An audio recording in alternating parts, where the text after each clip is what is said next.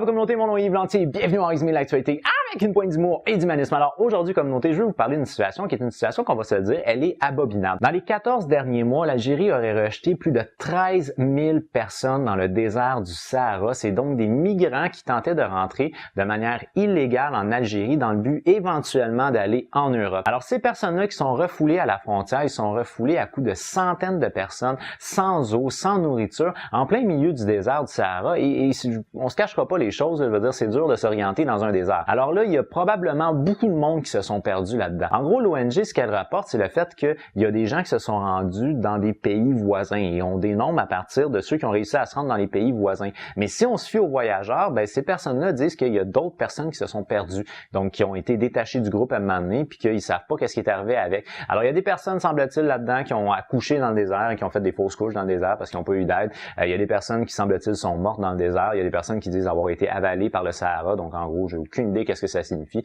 mais c'est des personnes qui, j'imagine, ont disparu dans le voyagement. On a pu voir apparaître sur Internet des vidéos qui étaient des vidéos justement de migrants qui avaient été refoulés à la frontière algérienne. Cette situation-là est une situation qui est le résultat au final d'une politique de l'Union européenne, parce que l'Union européenne, en octobre 2017, a demandé aux pays du nord de l'Afrique de fermer leurs frontières aux mouvements de migrants illégaux parce qu'ils ne veulent plus recevoir les mouvements de migrants illégaux. Alors là, ce qui est arrivé, c'est que l'Algérie, dans son cas particulier, sa frontière, ou du moins une de ses frontières qui est les plus importantes, est en plein milieu du désert. Fait que c'est pas vraiment de sa faute au final, si elle repousse à l'extérieur de ses frontières, ça tombe dans le désert. Mais il en reste pas moins qu'on s'entend que c'est comme plus ou moins humain de faire passer les gens par là. Maintenant, à savoir qu'est-ce qui s'est passé exactement avec ces migrants-là des suites à ce qu'ils soient partis, ça on ne sait pas parce que pas la marche elle est très longue entre le moment où on part de l'Algérie pour se rendre jusqu'à dans un pays voisin.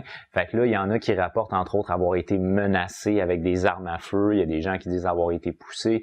Bon, bref, ça on sait pas vraiment. Selon les footage qu'on a vus, les extraits d'images qu'on a vus, généralement les gens sont emmenés tout tassés dans des autobus ou dans des camions, on les drop en plein milieu du désert, puis allez-vous-en, arrangez-vous comme ça, comme si c'était des vrais cafards au final. Franchement, je pense que le problème migratoire est pas juste un problème nord-américain, ça semble être un problème un petit peu partout, et là, ça s'aggrave de plus en plus. Maintenant, la question qu'on doit se poser, selon moi, c'est pas tant comment est-ce qu'on doit gérer le problème migratoire, mais bien plutôt pourquoi est-ce que le problème migratoire existe? Alors, à savoir maintenant, qu'est-ce qu'on peut faire, nous, en tant que pays de l'Occident, donc les pays les plus riches au monde, qu'est-ce qu'on peut faire pour essayer d'assurer une forme de stabilité qui permettrait, dans certains pays, d'avoir quelque chose qui a du sens pour vivre? Alors, les gens fuient généralement la famine, fuient généralement la guerre, fuient généralement des problèmes divers de violence. Fait que nous, en tant qu'Occidentaux, qu'est-ce qu'on peut faire? Sur la communauté, pour moi, c'est déjà tout. Je vous remercie immensément d'avoir regardé ma vidéo. Si vous l'avez aimé, n'oubliez pas de donner un petit j'aime. Si vous l'avez vraiment aimé, bien entendu, vous pouvez la partager. Moi, je vous donne rendez-vous sur ma prochaine vidéo. Mais d'ici là, je vous dis, j'ai